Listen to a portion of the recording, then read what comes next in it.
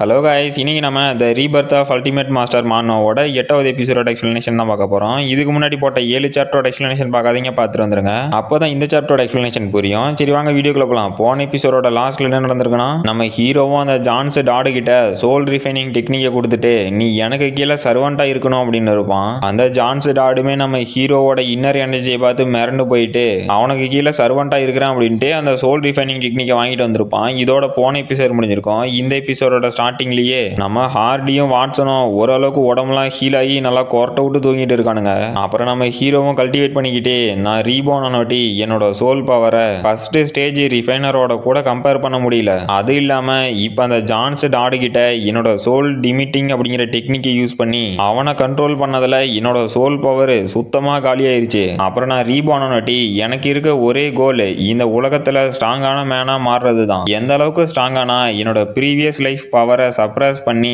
Legendary ரிலத்தை reach பண்ணி ஆகணும். ஆனா இப்ப நான் என்னோட பாஸ்ட் லைஃப் மெமரிஸை மட்டுமே ரிலே பண்ணி இருக்க கூடாது. என்னதான் அல்டிமேட் பாடி கல்டிவேஷன் மெத்தடை என்னோட ப்ரீவியஸ் லைஃப்ல என்னால யூஸ் பண்ண முடியாம நான் இப்ப யூஸ் பண்ணியிருந்தேன் அப்படின்னாலும் இதை விட பயங்கரமான ஒரு கல்டிவேஷன் மெத்தடை நான் சாகிறதுக்கு முன்னாடி கண்டுபிடிச்சேன். அதை என்னால அப்ப எக்ஸ்பெரிமெண்ட் பண்ணி பார்க்க முடியல. இதுதான் அதுக்கான கரெக்டான டைமாவும் இருக்கும் அப்படின்ட்டு டிவைன் இன்காக்னேஷன் அப்படிங்கிறான். இந்த மெத்தடை பத்தி தான் ஃபர்ஸ்ட் எபிசோட்ல சொன்னாங்களாட்டங்குது. நம்ம ஹீரோவும் இந்த சோல் ரிஃபைனிங் டெக்னிக்கை என்னோட இமேஜினேஷனையும் தாண்டி இருக்கு. அது மட்டும் இல்லாம என்னோட சோல் ரீபோன் ஆனதுக்கு இந்த டிவைன் இன்காக்னேஷன் டெக்னிக் கூட காரணமா இருக்கலாம். அப்புறம் நான் என்னோட பாஸ்ட் லைஃப் மெமரிஸை ரீகெயின் பண்ணும்போது இந்த இன்காக்னேஷனோட வாய்ஸும் கேட்குது. அதை விட முக்கியமா இந்த சோல் ரிஃபைனிங் டெக்னிக்கை நான் பிராக்டிஸ் பண்ணும்போது என்னோட சோல் எனர்ஜி ரொம்பவே டெரிஃபைங்கான ஸ்பீட்ல ரெக்கவர் ஆகுது. அப்புறம் இந்த மார்ஷியல் வேர்ல்டுல மொத்தம் 2 டைப் ஆஃப் கல்டிவேட்டர்ஸ் இருக்காங்க. ஒன்னு மார்ஷியல் கல்டிவேட்டர், இன்னொன்னு ரிஃபைன்டு கல்டிவேட்டர்ஸ். இந்த மார்ஷியல் கல்டிவேட்டர் அப்படிங்கிறவங்க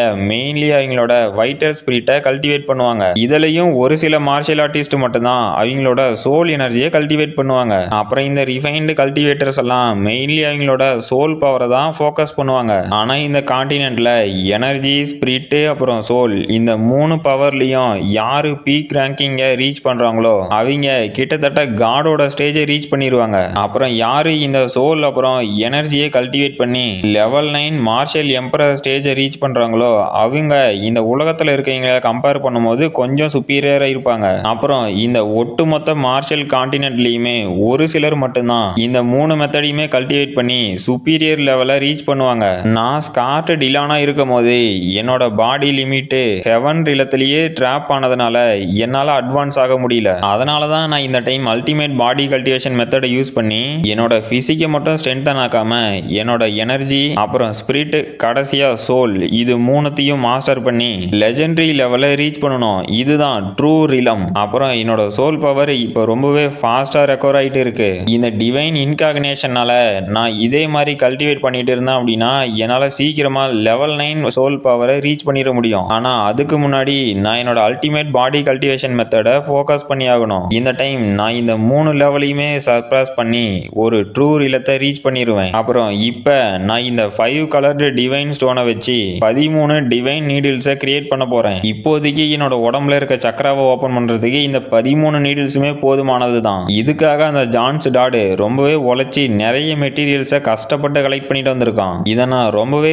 பொட்டன்ஷியலோட யூஸ் பண்ண போறேன் அப்படின்னு அங்கிருந்த ஒரு ஜாடியை தூக்கி போட்டு உடைச்சி ஒரு மேஜிக் சர்க்கிள் மாதிரி வர வச்சது மட்டும் இல்லாம அவங்கிட்ட இருந்த அந்த 5 கலர்டு டிவைன் ஸ்டோனையும் தூக்கி போட்டு அதையும் உடைக்கிறான். அப்ப அதுல இருந்து எல்லோ கலர்ல ஒரு டிராப் போகுது. ஹீரோவும் என்னோட சோல் பவரை வச்சு இங்க இருக்க மெட்டீரியல்ஸ் எல்லாம் கண்ட்ரோல் பண்ணி என்னோட ப்ரீவியஸ் லைஃப்ல இருக்க டாப் ரேங்கிங் ரிஃபைனரோட எக்ஸ்பீரியன்ஸ் மூலியமா இங்க இருக்க எல்லா போர்ஷன்ல இருந்தும் கரெக்டான அளவு போர்ஷனை எடுத்து ஒன்லி லெவல் 1 ரிஃபைனர் ரிஃபைன் பண்ணக்கூடிய அளவு இல்ல ஹை லெவல் ரிஃபைனர் அப்ரண்டிஸ்ட் மிக்ஸ் பண்ணக்கூடிய அளவு அப்படின்னு ஒரு 13 நீடில்ஸையும் அவனோட பவர் மூலியமா கண்ட்ரோல் பண்ணி அங்க கிரியேட் ஆகிட்டு இருந்த போர்ஷன்ல அந்த நீடில்ஸை கம்பைன் பண்ணது மூலியமா அது டிவைன் நீடில்ஸா மாறிடுச்சு. ஹீரோவும் இந்த டிவைன் நீடில்ஸ் மூலியமா என்னோட சக்கராவை ஓபன் பண்ண போறான் அப்படின்னு அந்த நீடில்ஸ் அவனோட உடம்புல குத்திக்கிட்டு ஓபன் சக்கரா அப்படின்னு கத்துறான். கடைசியில அந்த புகை மூட்டெல்லாம் போனோட்டி ஹீரோவும் அவனோட சக்கராவெல்லாம் ஓபன் பண்ணிட்டு மாசா நின்னுக்கிட்டு இட்ஸ் ஓகே என்னால 5 சக்கராவை தான் ஓபன் பண்ண முடிஞ்சிருக்கு. அப்புறம் இந்த 5 கலர்டு டிவைன் நீடில்ஸ்னால என்னோட பாடி பொட்டன்ஷனை அன்லாக் பண்ண முடிஞ்சிச்சு. நான் சீக்கிரம் அந்த ஹியூஜிங் ஃபேமிலியில ரிமைனிங் இருக்க 4 ஜேட் பண்டனையும் கலெக்ட் பண்ணி ஆகணும் அப்படின்ட்டு போறான். இந்த சத்தத்தை கேட்டு கேட்டு நம்ம ஹார்டியும் வாட்சனும் எந்திரிச்சு வந்துட்டு ஹார்டியும் டே அந்த கார்னர் அப்புறம் அவனுங்களோட ஆளுங்க எங்க போயிட்டானுங்க, அப்புறம் உன்னோட ஃபேஸை பார்க்கும்போது ஏதோ டிஃப்ரெண்டா இருக்கு, இல்ல அவனுங்க உனக்கு பாய்சன் கொடுத்துறானுங்களா, உன்னை கொல்ல பாக்குறானுங்களா அப்படின்னு ஷாக் ஆகுறான். வாட்சனும் நான் ஒரு 100 பேர்த்த கேதர் பண்ணி அவனுங்களை கொல்றதுக்காக கூட்டிட்டு போறேன், நீ ஒன்னும் கவலைப்படாதடா கிரிவினே, உன்னோட பாய்சனுக்கு சீக்கிரமா ஆன்டிடோட்டையும் கண்டுபிடிச்சிடறான் அப்படிங்கிறான். ஹீரோவை பார்த்தா பச்சை கலர்ல இருக்கான். அவனும் இல்ல அந்த போர்ஷனோட எஃபெக்ட் இன்னும் ஃபேட் ஆகலையாட்டங்குது, இது மிஸ் அண்டர்ஸ்டாண்டிங் தான் அப்படின்ட்டு சரி நான் என்ன நடந்துச்சுன்னு சொல்றேன் அப்படின்னு மொத்த கதையும் சொல்லி முடிச்சிட்டான். இதை கேட்ட நம்ம ஹார்டியும் வாட்சனும் ஷாக் ஆகிட்டு இல்ல இதுக்கு வாய்ப்பே இல்ல, நீ தனியாலாம் அங்க இருந்த மொத்த பேத்தையும் சமாளிச்சது மட்டும் இல்லாம அவனுங்க கிட்ட இருந்தே பொருளை ஆட்டை போட்டியான்னு நம்ம ஹார்டி கேட்கறான். வாட்சனும் என்னது நீ 5 சக்கராவை ஓபன் பண்ணிட்டியா அப்படின்னு கேட்கறான்.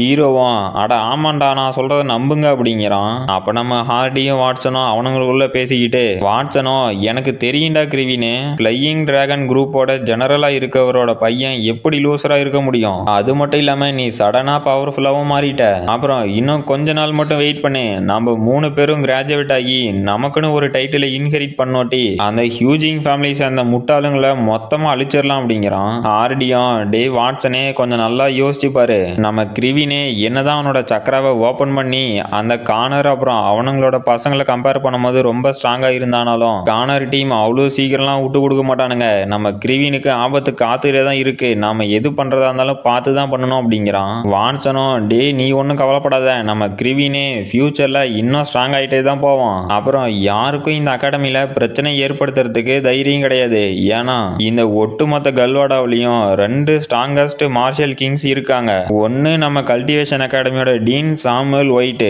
ரெண்டாவது இந்த கல்வாடாவோட எம்பரர், இவங்க 2 பேரும் இங்க நிறைய ரூல்ஸ் வச்சிருக்காங்க, அதனால இங்க கண்டிப்பா எந்த பிரச்சனையும் வராது, நாம யாரு கூடயாவது சண்டை போடணும் அப்படின்னு நினைச்சா நம்மளோட ஸ்ட்ரென்த்தை வச்சு மட்டும் தான் சண்டை போட முடியும், அப்புறம் மேக்சிமம் இந்த அகாடமி எந்த ஒரு ஈவெண்ட்டும் இல்லாம ஸ்டூடெண்ட்ஸை ஃபைட் பண்ண விட மாட்டாங்க, அதனால நம்ம கவலைப்பட வேண்டாம் அப்படிங்கிறான். ஹார்டியும் டே வாட்சனே அந்த கார்னர் ஒன்றும் நம்மளோட ப்ராப்ளம் இல்ல, நீ இந்த அகாடமியில டாப் 3rd பொசிஷன்ல இருக்க ஒரு கல்டிவேட்டரை மறந்து போயிட்ட அப்படிங்கிறான். வாட்சனும் யாரடா சொல்ற அப்படின்னு கேட்கறான். ஹார்டியும் அந்த ஹியூஜிங் ஃபேமிலியோட இன்னொரு மெம்பர் கார்னரோட ஹாஃப் பிரதர் ரயான் ஹியூஜிங், இவன் தான் நம்மளோட ப்ராப்ளம் அப்படிங்கிறான். ஹீரோவும் என்னடா சின்ன பசங்க விளையாட்டு மாதிரி கல்டிவேஷன் அகாடமியோட ரேங்கிங்கை பத்தி பேசிட்டு இருக்கீங்க, நான் இந்த ஒட்டுமொத்த கான்டினென்ட்லயும் 3வது ரேங்க்ல இருந்தவன், இதுக்கெல்லாம் நான் பயப்படுவேனா அப்படின்னு பார்த்துட்டு இருக்கான். ஹார்டியும் அந்த ரயான் இந்த வருஷம் கிராஜுவேட் ஆக போறான், அது மட்டும் இல்லாம மார்ஷியல் மாஸ்டர் இல்லத்தையும் ரீச் பண்ணிட்டானா அப்படிங்கிறான். வாட்சனோ